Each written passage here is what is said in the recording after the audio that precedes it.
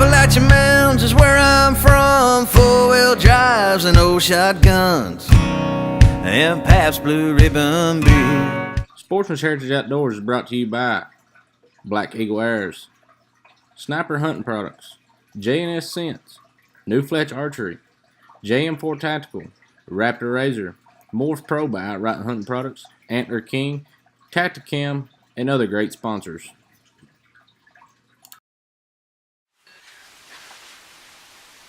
Hey folks, thanks for tuning in to this week's episode of Sportsman's Heritage Outdoors with the host, myself, Ryan Limbo. On this week's hunt, it's season 1, episode 1. We're going to be tagging along with myself as I go after a Tennessee buck that I harvested last year. One of my biggest bucks to date. And on this hunt, the weather conditions was pretty horrible, probably the worst you could get on a deer hunt. Wind was blowing like 90 mile an hour. So excuse a little bit of the wind in the footage that you will see here in a few. But I just like to say thanks for tuning in and hope y'all enjoy this week's episode.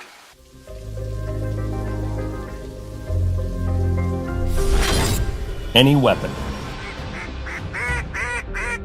any season. A camera made for hunters by hunters.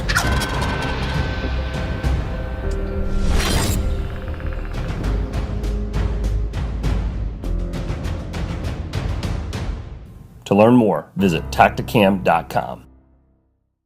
Hey folks, Dave here. We're back in Tennessee. It's opening day of rifle season.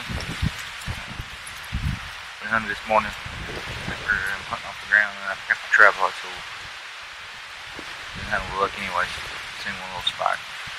But we're back this evening, back on the ground, overlooking a power line. A lot of thick cover. Some good bucks sign over to our left. Big rubs. We had covered our picture. Here we're hunting our target buck. Last night come through. Do work that hunt, so we're after them today. And as you can tell in the background behind me here, daggum wind is blowing. It feels like 100 mile an hour. That makes it tough, but can't get them sitting on the couch at home. Now stick with us and keep passing on the heritage.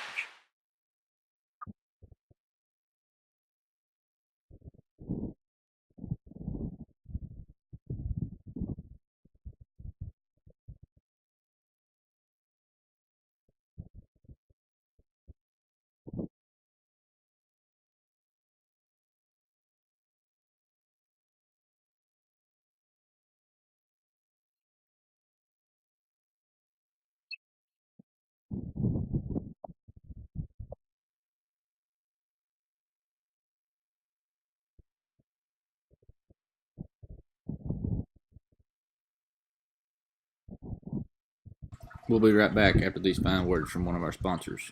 At JM4 Tactical, we are revolutionizing the way you conceal carry. We are the industry leader in magnetic retention holsters with incomparable quality and one-of-a-kind design. The Quick Click and Carry holster is the first ever magnetic retention holster. Here at JM4 Tactical, we make holsters the right way. We take pride in using Herman Oak, Grade A steer-hide leather, and quality dyes. Each holster is handmade, and we are devoted to keeping our production right here in the United States. Our innovative magnetic design allows for easy carry without the hassle of belts or damaging metal clips. The QCC provides you with a way to comfortably carry regardless of your clothing choice and activity. Our exclusive design can be mounted instantly to any metal object in seconds, which makes the QCC the most versatile holster on the market. We believe self-defense is a right. Protecting your family and being able to defend yourself is most important. In today's changing world, you never know when a threat could stare you in the face. Our holster is designed for your lifestyle. The QCC is designed for one-handed draw and allows quick access in high-stress situations.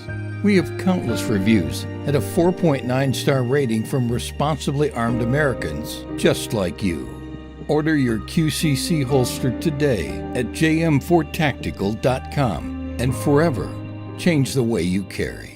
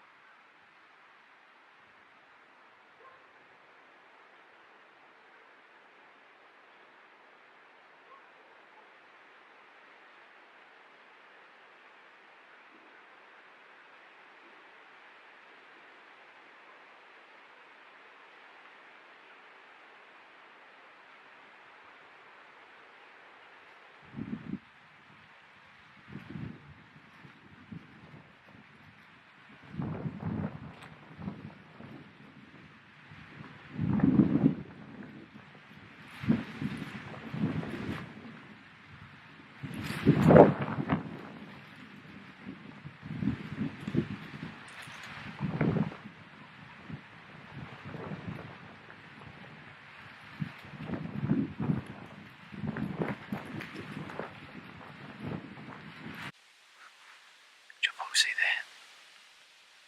That doe, she had two little fawns with her. With this time of year, really late to be seeing fawns here in Tennessee. That tells us last year's rut happened really late, January, February. Our season here closes January 7th, so we might miss the rut. But that second little fawn you see is piebald. That's pretty cool. That's the first piebald deer I've seen in person. Maybe they'll survive and get a little bigger. That'd make a pretty cool mount. So we'll sit here a little longer and see what happens. Y'all hang in here with us.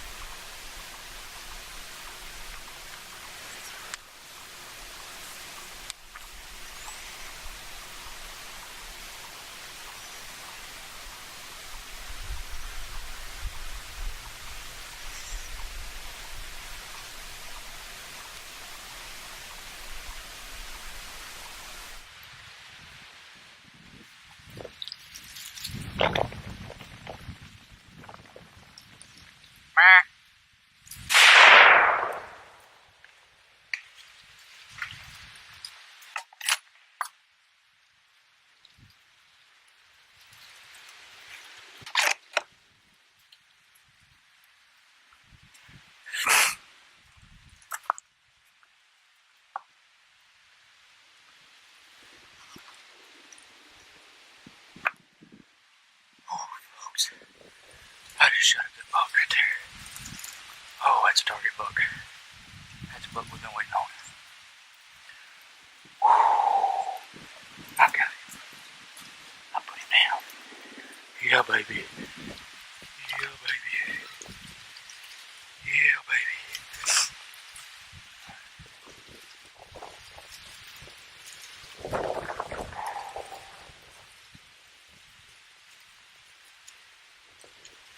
That's my brother takes me. He's hunting on the other side of the mountain over here, won't know if that was me. Oh, thank you, Jesus. Thank you, Lord. Whew, windy day, man. He come right through that thick stuff up there. Had to be quick. I hope I got a good footage of him. That's what we've been waiting on, boys. Opening day here in Tennessee. Heck yeah. Y'all folks at home, you can't kill him on the couch. I can't wait to go get him. He's hit good. Oh, yeah. Oh, y'all stay tuned. We can go find a deer.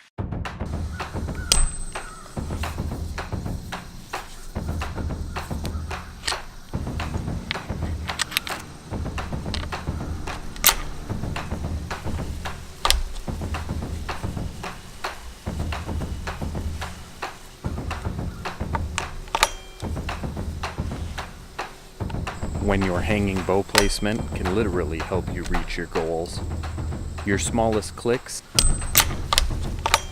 can sometimes lead to your biggest click. Morph Pro Tree Arm by Outright Hunting Products. Let him lay a little bit. We're going to try to trail him up. He's run down here in the woods just a little piece, so y'all stick with us. Here we go.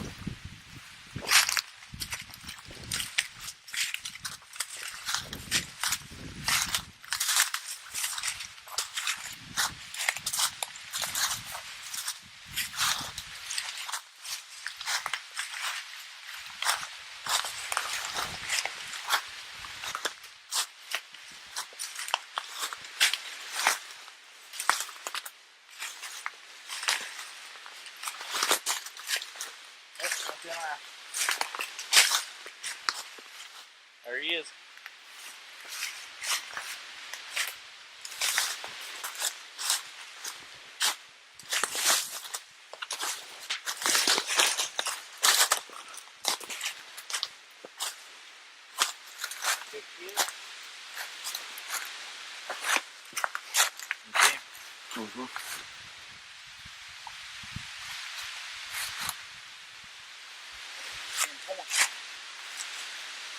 Good old Tennessee deer. Little buck one. Right in the shoulder. 30-06, 180 grain.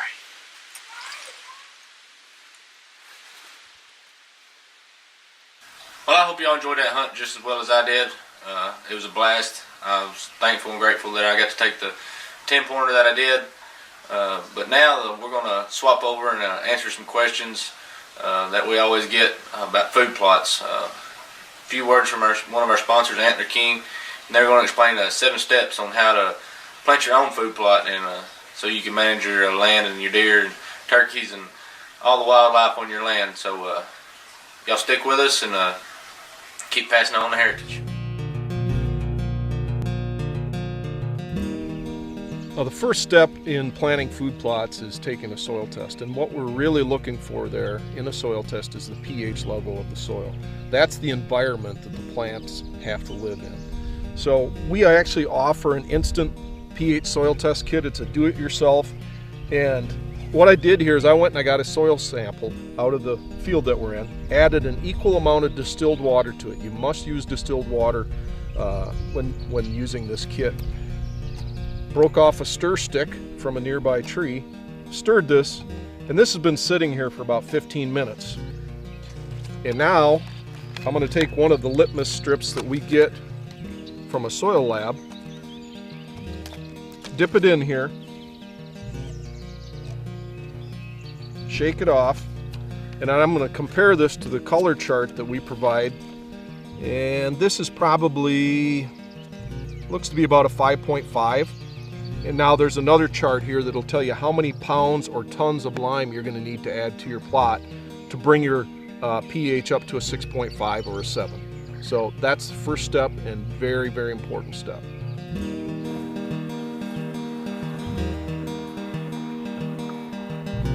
So the second step in planting a food plot is trying to eliminate the weeds. I'm in an area here that we've got quite a bit of vegetation growing, and if I don't eliminate these weeds, even if I disc them up or tilled them up, they're probably going to come back and create competition for the plants that we want to grow. So what I'm going to do, I've got a little backpack sprayer. I've already put a glyphosate or Roundup in here along with some water, and I'm going to add a product called PlotMax to it. The PlotMax is a soil conditioner that basically raises the pH of the soil, helps the soil retain moisture, raises the organic matter, which basically is a measure of the overall health of the soil. And really, in a nutshell, what it does is it creates the most fertile environment for seeds to start growing and for plants to thrive. So that's what I'm going to do. We're going to spray this area. We're going to have to wait 7 days then for the Roundup to do its thing, and then we're going to start putting some lime down and fertilizer down. We'll be good to go.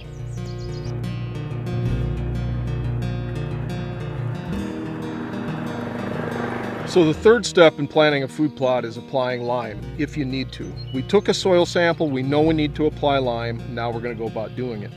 It's very, very important. What lime does is raise the pH to create the proper environment for plants to thrive.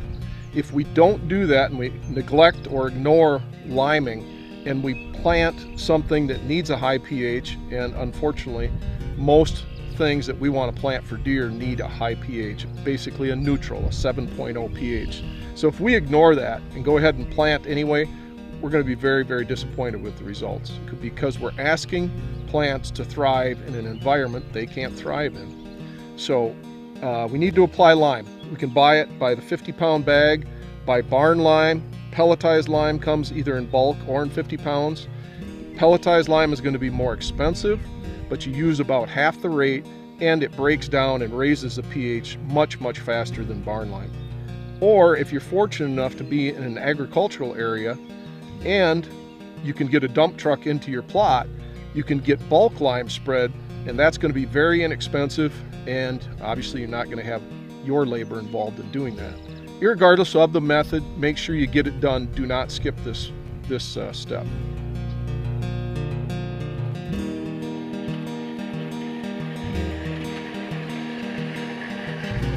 So the next step, basically the fourth step in planting a food plot, would be to apply our fertilizer. We need to put our lime down and our fertilizer down prior to tilling so that we work them into the soil, so that when the seeds germinate and the root starts growing, there's plant food available for that plant. So it's important also to marry up the type of fertilizer with the type of plot that you're planting. There's basically going to be 3 numbers involved in it that identify fertilizer. The first is nitrogen, your second is phosphorus, and the final number is potassium. For example, legume type species like clovers, alfalfas, soybeans really need a lot of potassium. So if we use a high nitrogen fertilizer on a clover plot, all we're doing is encouraging grasses and weeds to grow, because that's what grasses and weeds thrive on, is nitrogen. So make sure you read the label on the seed that you're going to use, and virtually all seed companies are going to suggest the type of fertilizer that you want to use for your plot.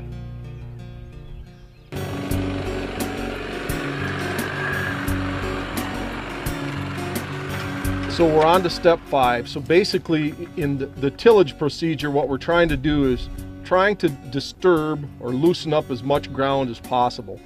And bear in mind, anything you can do to loosen up the ground and will allow more seeds to germinate and sprout and eventually grow and be successful plants. So, you know, if you don't have equipment available, you might want to use a steel garden rake. And granted, I'm kind of aggressive, but I don't think I'd want to do a half-acre plot with a steel garden rake. But nonetheless, anything you can do, perhaps using a drag section behind a four-wheeler, or a small disc behind a four-wheeler, or in this scenario here, I'm going to use a large disc behind this tractor or tiller, but anything you can do to disturb the top, hopefully 6 inches of soil, would be awesome. It would be great.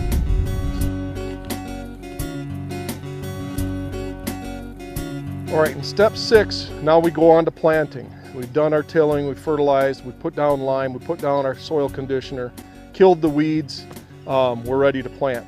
What we're gonna do is plant a little strip of our Antler King Trophy Clover mix here.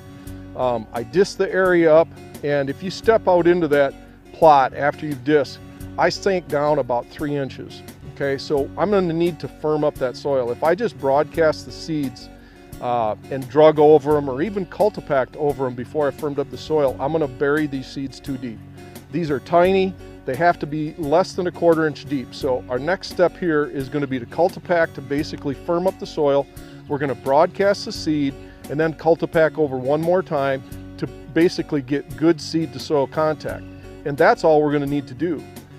If rain was in the forecast, you know what? I would broadcast this stuff after cultipacking and walk away, let the rain work it in.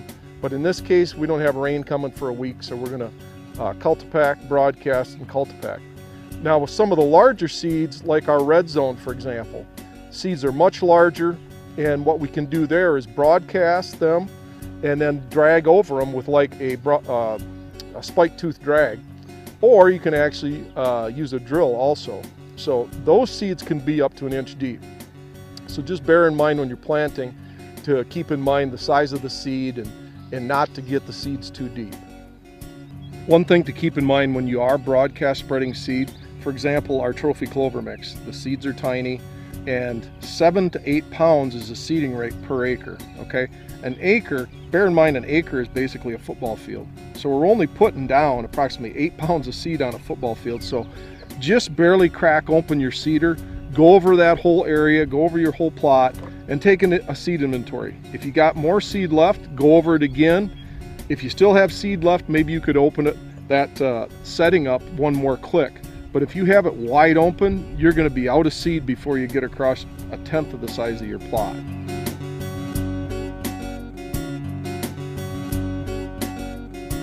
So basically we're on the 7th step. We've planted our plots are up and growing. What do we do with them now? In the case of annual crops like corn or soybeans, brassicas and so on, we really don't want to do anything as far as mowing them. We want to encourage their growth. So basically what you can do is you could spray them with a liquid fertilizer like our Jolt. We realize that few people can plant 5 to 10% of their property in food plots. So we've developed Jolt to stimulate growth. This has been developed to provide plants food for a 30-day period. So once the plants are up and growing, we'll spray these plots once every 30 days, and we can really maximize the tonnage on each and every food plot. In the case of a perennial mix like our Trophy Clover mix with the chicory, I've got some grasses coming up in here. So I can either mow these when they get to be a certain height, or if I see the clover starting to flower, I definitely will mow them. If I want to get rid of these grasses, what I can do is, what we've got going here is we've got a grass killer in this sprayer. Specifically, we'll only kill grasses. We're going to add Jolt to it. And in one pass, Mike is going to get rid of the grasses and fertilize the clover, so we'll get maximum growth out of this particular plot and get rid of those grasses. So pretty simple, but very, very cost effective, and it's a great way to stimulate the tonnage on each and every plot.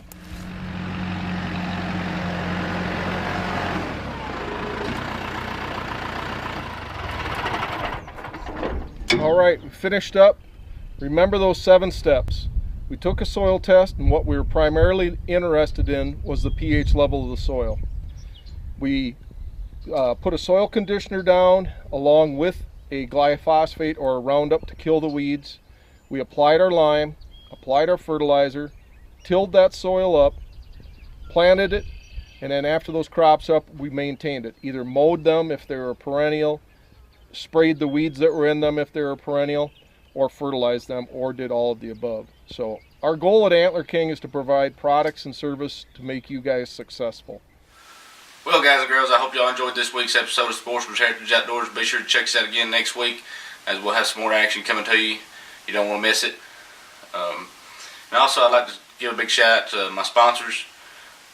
They do a great job, and like I said, if it wasn't for them, we wouldn't get to do this and get to travel around and hunt where we do hunt and get to see the things we see. And also, that goes back to you fans too. Without y'all, we don't get the sponsors that we need.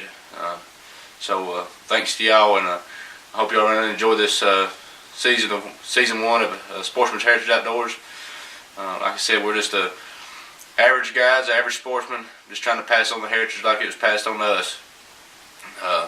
When I was growing up, my grandpa, he took me out. We basically lived in the woods year round. Showed me squirrel hunting, rabbit hunting, deer hunting. I know there's kids out there, and even adults out there these days that never been hunting or hunted a couple times that really want to get into it. So that's what our roots are here at Sportsman's Heritage Outdoors, is passing that on and showing people the little tricks and tips and stuff you can get, find, do, and whatnot. So go like us on Facebook, Sportsman's Heritage Outdoors. If you have any questions, comments, or anything of those lines, shoot us a message. I personally try to answer every message that comes through on our page. And so, like I said, tune in next week, Sportsman's Heritage Outdoors. Hope y'all enjoy it, and thanks again. Not a southern woman to save my soul, a gypsy band at a rock and roll. Alice Marie, shake it for me, dear.